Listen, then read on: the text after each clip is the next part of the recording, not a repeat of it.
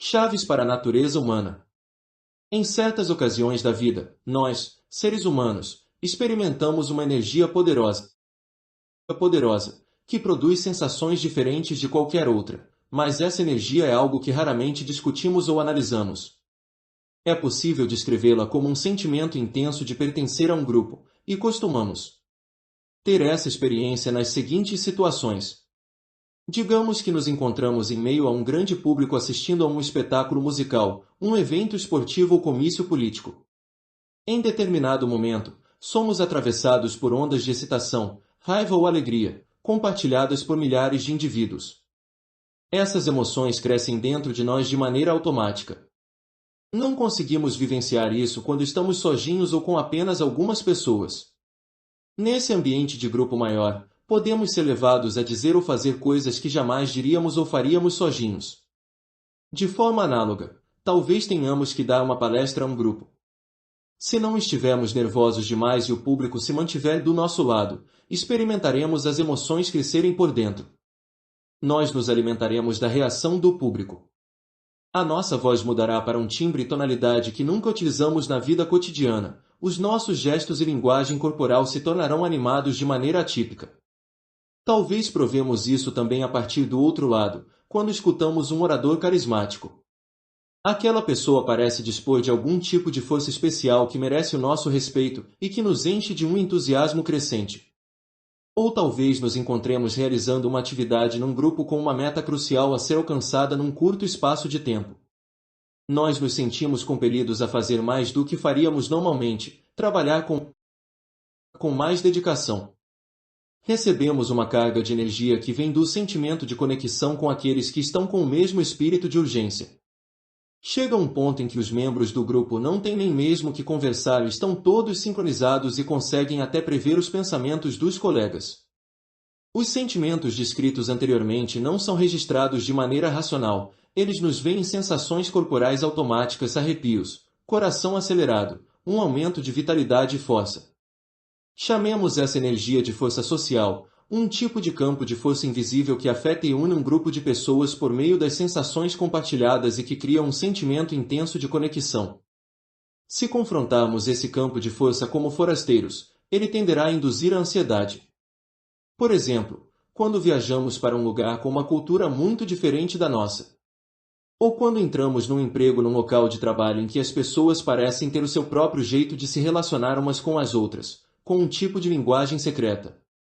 Ou quando caminhamos por uma vizinhança de uma classe social muito diferente daquela que estamos habituados, muito mais rica ou mais pobre.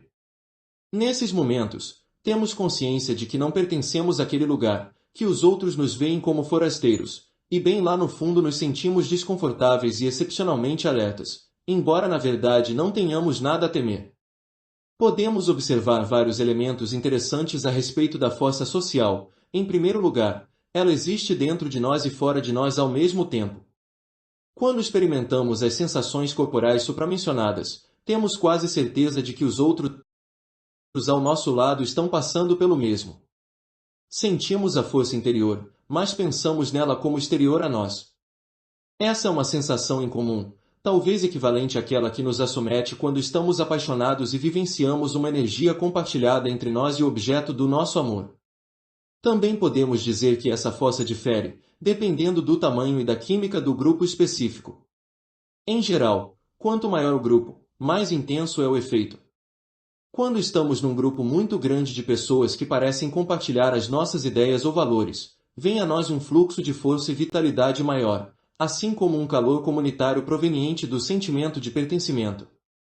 Há algo impressionante e sublime nessa força multiplicada numa grande multidão. Esse aumento da energia e do entusiasmo pode facilmente se transformar em raiva e violência na presença de um inimigo. A combinação específica de indivíduos determina o seu efeito também.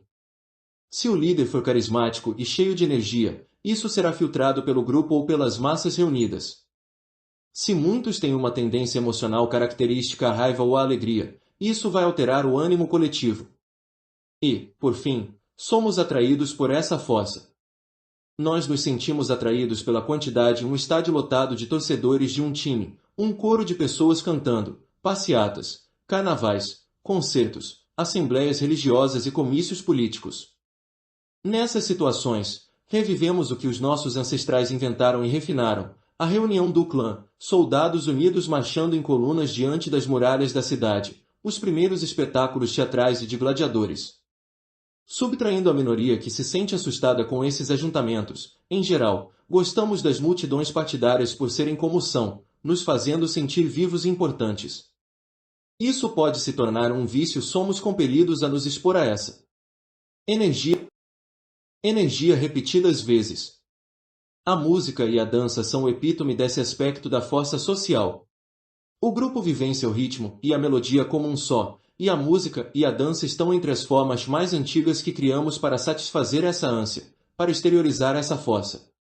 É possível observar outro aspecto da força social na sua forma reversa, quando passamos por um período prolongado de isolamento.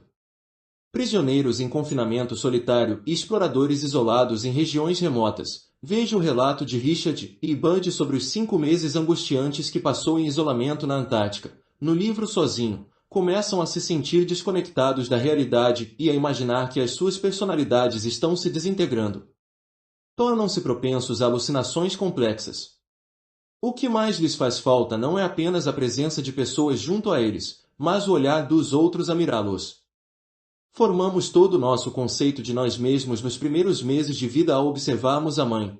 O olhar que ela nos retribui nos deu a noção de que existíamos. Ela nos disse quem éramos pela maneira como nos fitava.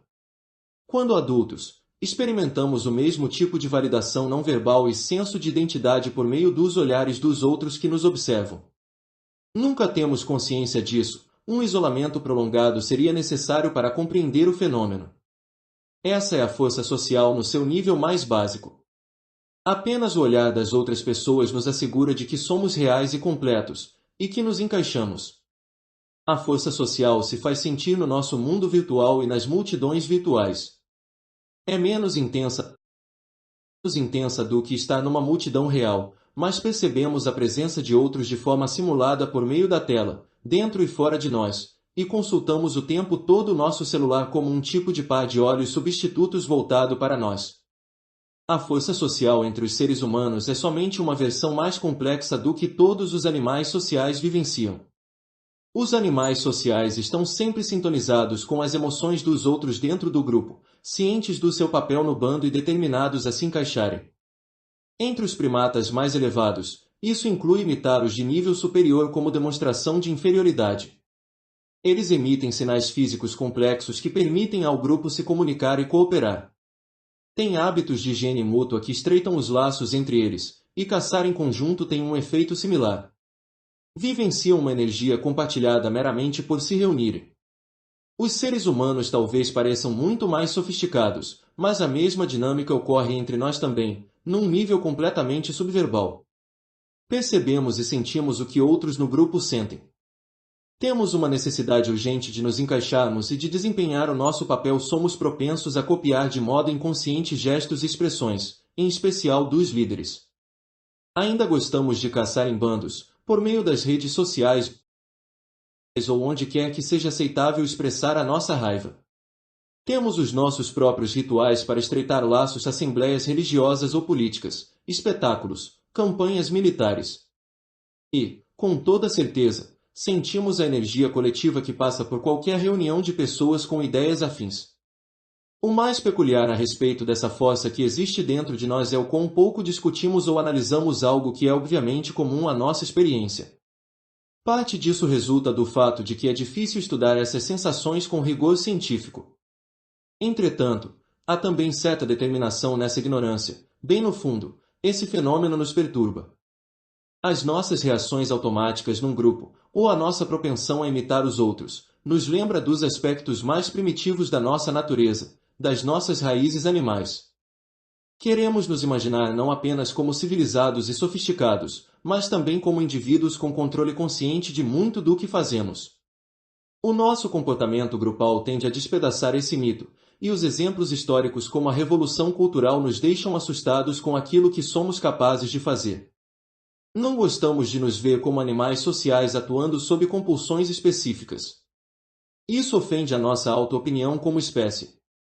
Entenda, A força social não é nem positiva nem negativa, mas somente uma parte fisiológica da nossa natureza, e muitos aspectos dela que evoluíram há muito tempo são bem perigosos no mundo moderno. Por exemplo, a suspeita profunda que tendemos a ter em relação a pessoas que não fazem parte do nosso grupo, e a nossa necessidade de demonizá-las, evoluiu entre os nossos primeiros ancestrais por causa do perigo tremendo das doenças infecciosas e das intenções agressivas de caçadores-coletores rivais. Contudo, esse tipo de reação em conjunto já não é tão relevante no século XXI. Na realidade, graças à nossa destreza tecnológica, elas são por vezes a raiz do nosso comportamento mais violento e genocida. Em geral, na medida em que a força social tende a prejudicar a nossa habilidade de pensar de modo independente e racional, é possível dizer que ela exerce uma pressão descendente em direção às formas mais primitivas de comportamento, o que é inadequado às condições modernas. A força social, porém, pode ser utilizada e moldada para propósitos positivos, para a cooperação e empatia de alto nível, para uma pressão ascendente, que experimentamos ao criar algo juntos dentro de um grupo. O problema que enfrentamos como animais sociais não é que sintamos essa força, o que ocorre de modo automático, mas que neguemos a sua existência. Somos influenciados pelas pessoas sem percebermos. Acostumados a seguir de maneira inconsciente o que os outros dizem e fazem, perdemos a habilidade de pensar por nós mesmos. Ao enfrentar decisões cruciais na vida, apenas copiamos o que os outros fazem ou damos ouvidos àqueles que repetem ideias convencionais. Isso pode levar a muitas decisões inapropriadas. Também perdemos contato com o que nos torna únicos, a fonte do nosso poder como indivíduos. Veja mais sobre isso no capítulo 13. Alguns de nós, conscientes dessas tendências da nossa natureza, escolhem se rebelar e se tornar não conformistas. Entretanto, isso talvez seja uma atitude igualmente irracional e autodestrutiva. Somos criaturas sociais. Dependemos da nossa habilidade de trabalhar com os outros. A rebelião por seu próprio mérito apenas nos marginaliza. O que precisamos mais do que tudo é da inteligência de grupo, a qual inclui um entendimento completo do efeito que um aglomerado de indivíduos tem sobre os nossos pensamentos e emoções. Com essa consciência, seremos capazes de resistir à pressão descendente. Também inclui o entendimento de como os grupos humanos atuam de acordo com certas leis e dinâmicas, que tornam mais fácil navegar por esses espaços. Com essa inteligência, conseguiremos fazer uma dança delicada, nós nos tornaremos atores sociais talentosos e nos encaixaremos exteriormente, enquanto por dentro manteremos alguma distância e espaço mental para pensarmos por conta própria. Com esse grau de independência, conseguiremos tomar decisões na vida apropriadas a quem somos e às nossas circunstâncias. Para adquirir essa inteligência, precisamos estudar e dominar os dois aspectos da força social delineados anteriormente, o efeito individual dos grupos sobre nós, e os padrões e dinâmicas em que os grupos quase sempre tenderão a cair. O efeito individual. O desejo de se encaixar. Digamos que o leitor entre num grupo, como parte de um novo emprego, por exemplo. À medida que tenta se ajustar ao ambiente, você toma consciência de que as pessoas o estão estudando e julgando como um forasteiro. Num nível não verbal, sente os olhares delas procurando por pistas. Você começa a se perguntar: eu me encaixo aqui? Eu disse as coisas certas. O que pensam de mim? Ao entrar em um grupo, o primeiro e principal efeito sobre você é o desejo de se encaixar e cimentar a noção de pertencer a ele. Quanto mais se encaixar, menor será o desafio que você apresentará ao grupo e aos valores dele. Isso vai minimizar o escrutínio enfrentado e a ansiedade que acompanha o processo. A primeira forma de fazer isso é por meio da aparência. Você se veste e se apresenta mais ou menos como os outros no grupo. Há sempre uma pequena porcentagem de pessoas que gostam de se destacar pelo visual, mas que conseguem se conformar no que se refere a ideias e valores. A maioria de nós, porém, se sente desconfortável ao exibir uma aparência muito diferente, e fazemos o possível para passar despercebidos. Adotamos as vestimentas e o visual que dizem a coisa certa: sou uma pessoa séria, trabalho bastante, talvez tenha estilo, mas não ao ponto de me destacar. A segunda e mais importante maneira de se encaixar é adotar ideias, crenças e valores do grupo. Você talvez comece a empregar expressões verbais semelhantes às dos outros, um sinal do que está ocorrendo sob a superfície. As suas próprias ideias se moldam aos poucos às deles. Algumas pessoas talvez se rebelem exteriormente contra esse conformismo, mas, em geral, são tipos que acabarão despedidos ou marginalizados. Você talvez se apegue a algumas crenças ou opiniões particulares que, em larga medida, mantém para si, mas não sobre questões importantes para o conjunto. Quanto mais tempo passar com o grupo, mais forte e insidioso é esse efeito. Se você observasse pelo lado de fora, notaria uma uniformidade geral de pensamento que é bem surpreendente, considerando que, como indivíduos, todos nos diferenciamos bastante uns dos outros em termos de temperamento histórico. Esse é um sinal da moldagem e conformidade sutis que ocorrem. Você talvez tenha se juntado a um grupo porque compartilha das mesmas ideias e valores, mas vai descobrir com o tempo que partes do seu pensamento que eram um pouco diferentes dos demais, refletindo a sua singularidade, são podadas aos poucos, como um arbusto aparado, de forma que em quase todas as questões você concorde com o grupo. Você não nota tudo isso no momento em que acontece. É algo que ocorre de maneira inconsciente. Na realidade, a tendência é negar enfaticamente que essa conformidade já ocorreu. Imaginará que chegou a essas ideias sozinho, que escolheu acreditar nisso e pensar aquilo, não quer confrontar a força social que atua em você e que o faz passar despercebido e aumentar a sua sensação de pertencimento. No longo prazo, é muito melhor enfrentar a sua conformidade ao ethos do grupo, de forma a ter consciência disso no momento em que acontece e controlar o processo até certo ponto. A necessidade de atuar. Esse primeiro efeito gera o segundo no ambiente de grupo. Estamos sempre atuando. Não apenas nos conformamos nas aparências e pensamento, mas exageramos a nossa concordância e demonstramos aos demais que nos encaixamos. No grupo, nós nos tornamos atores, moldando o que dizemos e fazemos de forma que os outros nos aceitem e apreciem, e nos vejam como membros leais do time. As nossas atuações se alteram dependendo do tamanho do conjunto e da sua estrutura específica, supervisores ou colegas ou amigos. Talvez comecemos com uma dose de distância interna nessas atuações, conscientes, por exemplo, de que estamos sendo mais obsequiosos do que o normal em relação ao chefe. Contudo, com o passar do tempo, ao representar o papel, começamos a sentir o que estamos demonstrando, a distância interna derrete e a máscara que vestimos se funde com a nossa personalidade. Em vez de pensar em sorrir nos momentos apropriados, grudamos um sorriso automático no rosto. Como parte dessa atuação, minimizamos os nossos defeitos e exibimos o que consideramos os nossos pontos fortes. Mostramos autoconfiança. Agimos de forma mais altruísta. Estudos revelam que é muito mais provável que doemos dinheiro ou ajudemos alguém a atravessar a rua quando somos observados. No grupo, garantimos que as pessoas vejam que apoiamos as causas certas, publicamos as nossas opiniões progressistas de maneira proeminente nas redes sociais. Também asseguramos que outros nos vejam trabalhando de forma árdua e por horas a mais. Quando estamos sozinhos, muitas vezes ensaiamos em nossa mente o que diremos ou faremos na nossa próxima atuação. Não imagine que é melhor expor apenas a sua personalidade natural ou se rebelar contra isso. Não há nada menos natural do que reprimir essa necessidade de atuar, que até os chimpanzés revelam um nível elevado.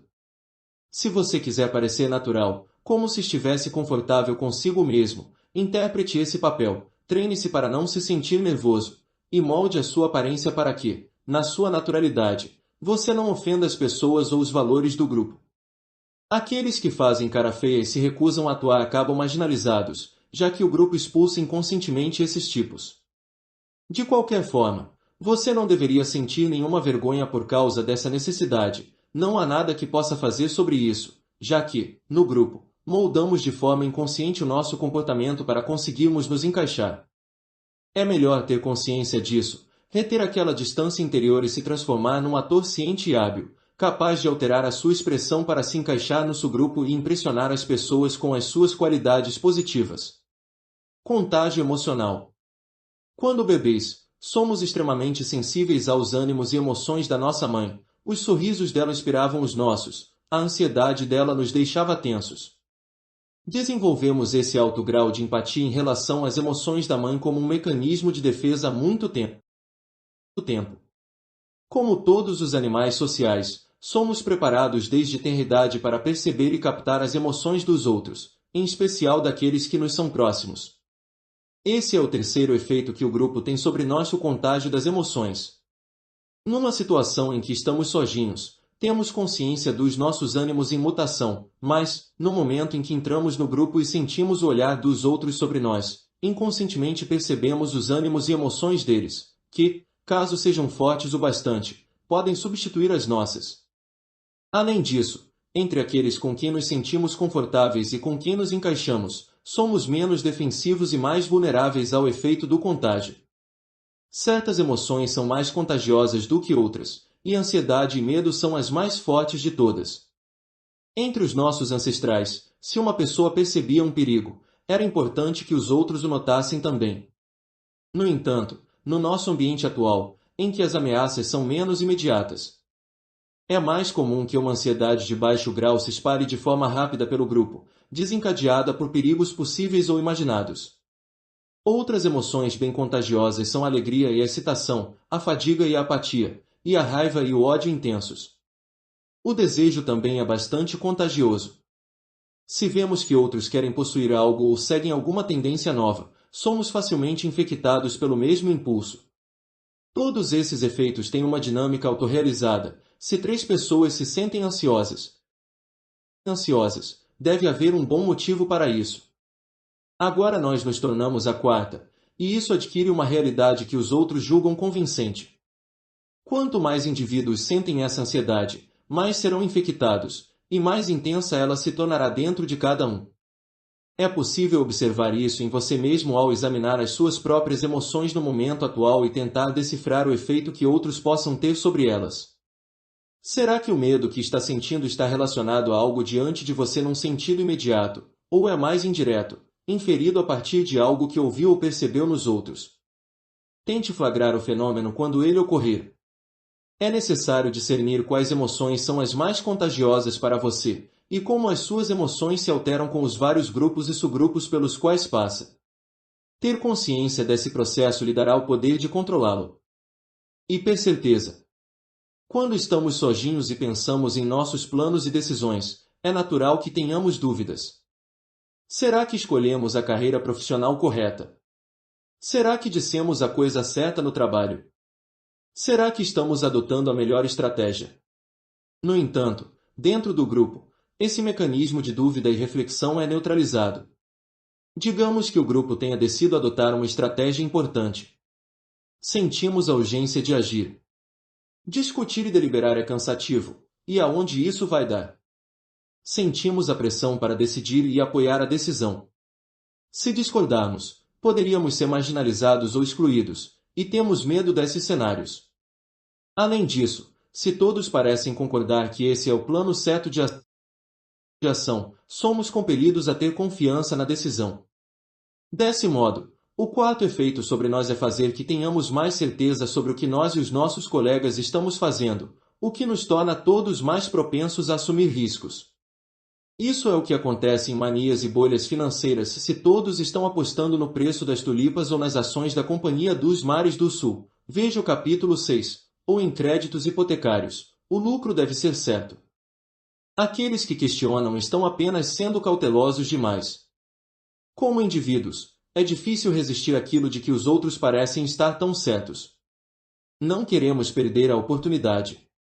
Além disso, se fossemos apenas uns poucos comprando essas ações e fracassássemos, nós nos sentiríamos ridículos e envergonhados, lamentavelmente responsáveis por termos sido idiotas.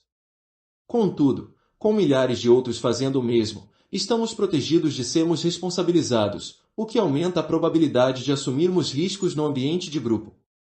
Se tivéssemos, como indivíduos, algum plano que fosse claramente ridículo, outros nos alertariam e colocariam nossos pés de volta no chão, mas num grupo acontece o oposto, todos parecem validar o esquema, não importa o quão absurdo seja. Por exemplo, invadir o Iraque e esperar ser recebido como uma força libertadora, e não há nenhuma perspectiva externa para nos dar um balde de água fria. Sempre que se sentir excepcionalmente certo e entusiasmado a respeito de um plano ou ideia, recue e avalie se é um efeito viral do grupo atuando sobre você. Se conseguir se desligar por um momento do seu entusiasmo, notará como seu pensamento é utilizado para racionalizar as suas emoções, procurando confirmar essa certeza que você quer sentir. Nunca abra mão da sua habilidade de duvidar, refletir e considerar outras opções. A sua racionalidade como indivíduo é a sua única proteção contra a loucura que pode dominar um grupo. A dinâmica de grupo. Desde o princípio,